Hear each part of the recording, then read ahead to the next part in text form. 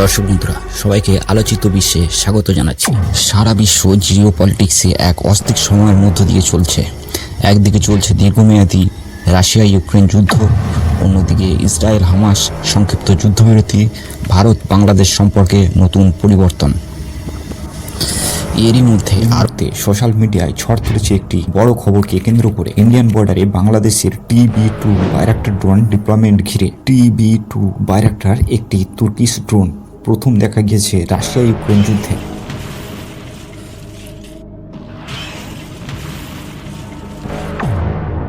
কয়েক বছর আগে বাংলাদেশ আর্মি 12টা অর্ডার করেছে TB2 বাইরাক্টার ড্রোন, যার মধ্যে 6টা অপারেশনাল এবং বাকি ড্রোনগুলি আসার পথে। বাইরাক্টার TB2 একটি highly automated medium altitude drone.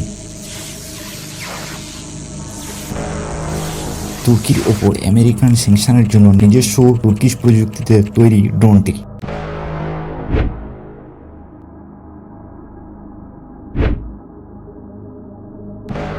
তুর্কি 2014 সালে প্রথম পরীক্ষা করে TB2 বাইরাক্টার এবং 2015 সালে তুর্কিশ আর্মিতে নিযুক্ত করা হয় ড্রোনটিকে। ইউক্রেন, আজারবাইজান, মরক্কো, লিবিয়া এবং কাতারের মতো দেশগুলির আর্মিরা TB2 বাইরাক্টার ড্রোনটি ব্যবহার করে থাকে। ড্রোনটির ম্যাক্সিমাম কন্ট্রোল রেঞ্জ 150 কিলোমিটার পর্যন্ত। ড্রোনটি মেনলি রিকনসিয়েশন এবং সার্ভিলেন্সের জন্য ব্যবহার করা হলেও নির্দিষ্ট লক্ষ্যবস্তুতে আঘাত হানতে সক্ষম এই কম্ব্যাট ড্রোনটি। 150 কেজি পেলোড বহন করতে সক্ষম ড্রোনটি। কিন্তু এখন প্রশ্ন হলো, বাংলাদেশের TB2 বাইরাক্টার ড্রোনের ইন্ডিয়ান বর্ডারে ডিপ্লয়মেন্ট ঘিরে বাংলাদেশ কি নিজেকে অসুরক্ষিত মনে করছে? ইন্ডিয়ান আর্মি ইস্টার্ন কমান্ডের ডিপ্লয়মেন্ট নিয়ে কোনো বিবৃতি জারি করেনি, তাহলে বাংলাদেশের ভয় কোথায়?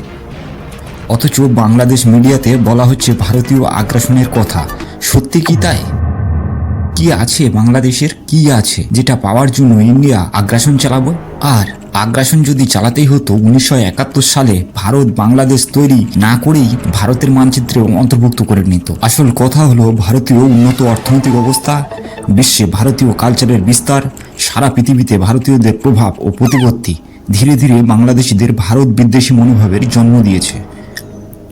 এ কথা আজও সত্যি। বাংলাদেশিরা আজও দুবেলা দুমুঠো খাওয়া, ঘুম, সন্ধ্যায় চায়ের দোকানে আড্ডা, এই নিয়মের বাইরেই বেরোতে পারেনি।